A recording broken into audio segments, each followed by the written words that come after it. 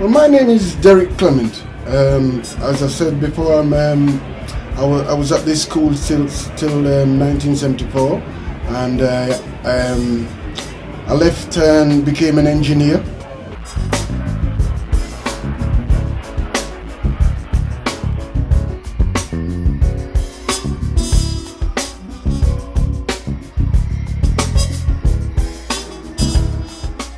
Now, as far as how this came about, I've got a cycling group that I have on a Sunday morning, and what was happening was we were just riding along, and a colleague of mine that's in the cycling group said to me, 45, because that's my nickname actually, right? He said, 45, did you know they're closing Deighton School down? I said, they're closing Deighton School down? He says, yeah, they're going to demolish it. I said, never. He says, yeah. I said, well, we can't just let that just go just like that. We'll have to do something about it. We'll have to have a school reunion, an all-year school reunion. And then from that, while we was riding along, we were going towards Murfield, we just started planning stuff what we would do on this reunion. Myself and Errol Brown.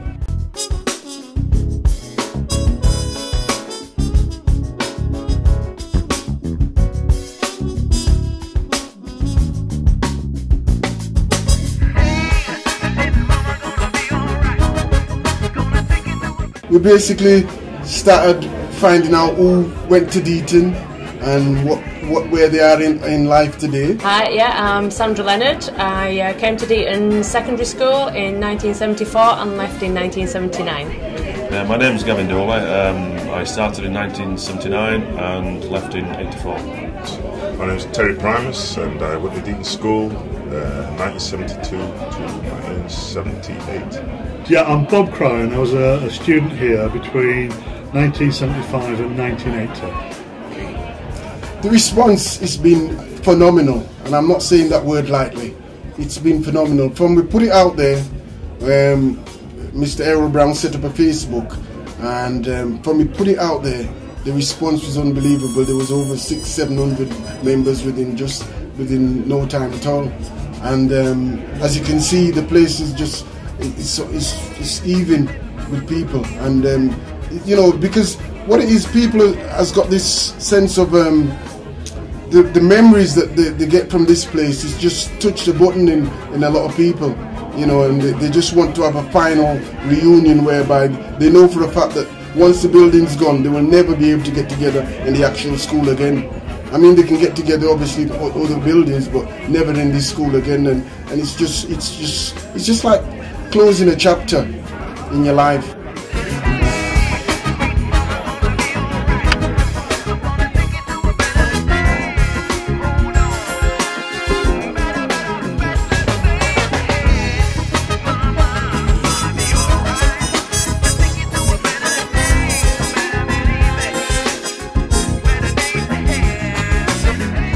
The uniqueness of Deighton School was everything. People were, it was very cosmopolitan, so we had black, white, Asian, pink, blue, Chinese, so we all knew, we all grew up with no hang-ups, and we all clubbed together. And the school, there was no rich people, everybody didn't have anything, but it was just a community school as well. You know what, I think the best thing about this school was you were brought up with, like, it was multicultural, but it wasn't as multicultural as like, oh, this is multicultural. You were kind of, you weren't aware of it. You weren't aware of it. You weren't aware of it. You just did it. You know, you talk about racism in schools and things. It just didn't happen, did it? Hello, I'm Julie Armitage, and I came to Deighton High School 1972 to 1978. I'm Julie's mum, Patricia Armitage. I came here when my sister was the first person to come in this school, 1956.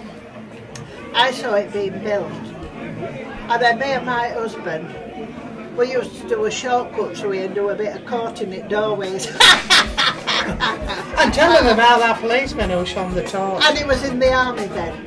And this policeman come and shone a torch on us. And when he saw his uniform, he said, carry on. I started in 1960 and finished about 1964 or 65. It'd be 56 when I came, when I was 11. And I loved every minute of it. This school gave me the best mates I've ever had. I haven't found any better mates in my working life or anything. And the best mates were formed at school, together, and that's what this school did. We all still know Fantastic. each other, we all still see each other. It's really good that we've still got that bond. I used to like playing rounders. They did rounders a lot, didn't they? And stuff like that. I did like it once, and Boardman chases rakes with that wood down there. He didn't get me.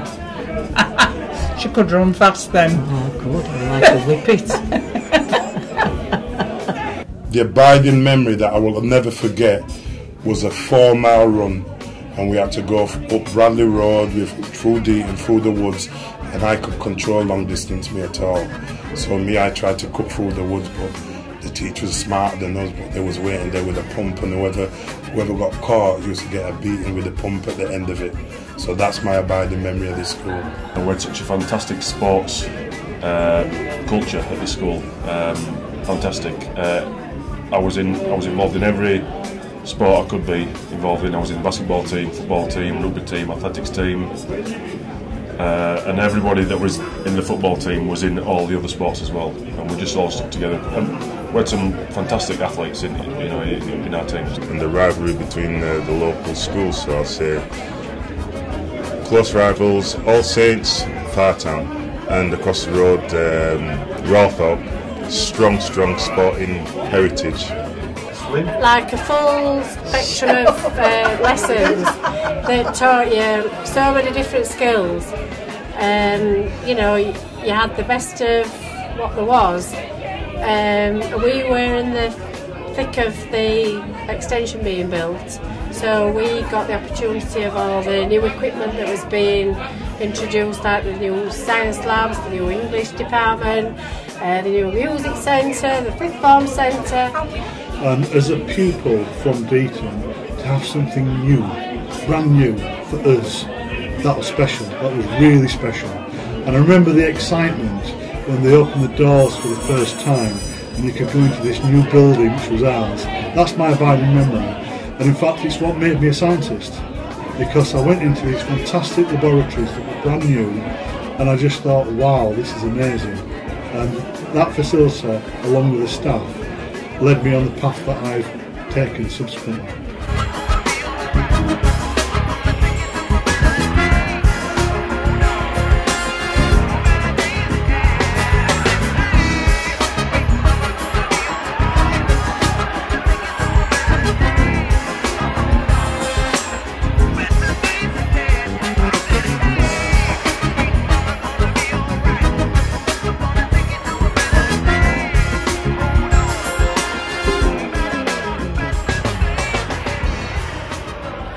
The teachers, we had some really good teachers at Deighton School. You know, the teachers, and especially Mr. Townsend. I think he's a brick. He's that bloke. You know, he's been one of the. I would call him one of the founding members of Deighton. You know, and things like that. And the teachers have sort of like they took interest in what you were doing and helped you to go further in life. Deighton School, there was one guy, teacher, who I'll never forget, and God rest in peace, Mr. Rodwell. And he was a music teacher, and he saw a lot of talent in me. And at the age of 15, believe it or not, he took me into the nightclubs to do work, and that's where I learned my trade as a drummer. And you know, from 12, 13, 14, 15, 16, he took me under his wing, and I was always in the music room learning about music. And there's times when I want to be out with my mates, but at the same time he said, Trevor, break time in there, and that said a lot to me. And I respect him and I admired the guy so much because he had a big influence in what I do now today within my life. I'm a third-tier manager in Bradford Council, and I'm currently trying to build growth of business rates within Bradford area.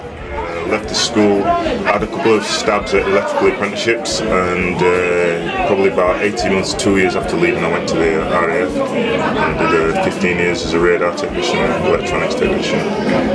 Came out of the RAF 1994 and went into recording studio work, and I did that for about 5 or 6 years, and still do it as a hobby. And I've done several different customer service type jobs since then. I always think that education should be about lighting fires. A lot of education is about filling buckets, and then those buckets get emptied when you do your exams, and that's it. It should really be about inspiring people, engaging them, getting excited, and that's what happened to me at Deighton. There was a fantastic physicist, Mr. Clark he was called, and he inspired me into physics, and that kind of opened a whole new world for me. The end result of that was that I did a degree. I went to work in industry for a while, and I then became the youngest lecturer in the UK at a university. I then became the youngest professor of, I went into engineering, so I was the youngest professor of engineering. I became a professor at 29, and then I became the youngest Vice-Chancellor in the UK, and in fact I'm Vice-Chancellor of the hometown university. And just to explain, the Vice-Chancellor is the top job, it's the Chief Executive as well, but the title Vice-Chancellor comes from the medieval times. There's a certain teacher that really inspired me over the years. Right? They called her Mrs. Charlesworth, and I'd imagine she's passed away now. But she really took an interest in me, and things like that. I've got very fond memories of it. And Mrs. Gill, because all those young girls wanted to be like Mrs. Gill, because she had a gorgeous car, a big jewel-looked dog. And she was sexy. Me personally, I have to say Stubby Townsend. Obviously, being a sporty lad, he sort of tried to push me down the right route. You know, me and my attitude sort of got in the way of me making it. But you know, he was one for me that always sort of, you know, put me on that right road, discipline-wise, football-wise. Although you'd probably disagree with it playing in open age, but you know, he's probably the standout guy for me at school. For me, it has to be sports. Sports from day one. Great teacher, Mr. Townsend. Obviously saw some hidden talent in me.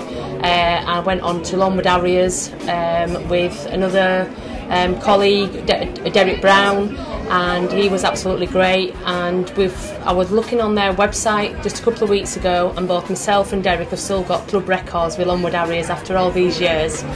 So I still hold the 400 metres hurdles record. Probably Mr. Poole. He was a Mr. French teacher, and he was just really cool, really cool. I liked maths the best. What were your favourite teacher? My favourite teacher was Mr. Rattigan. Yeah. Why?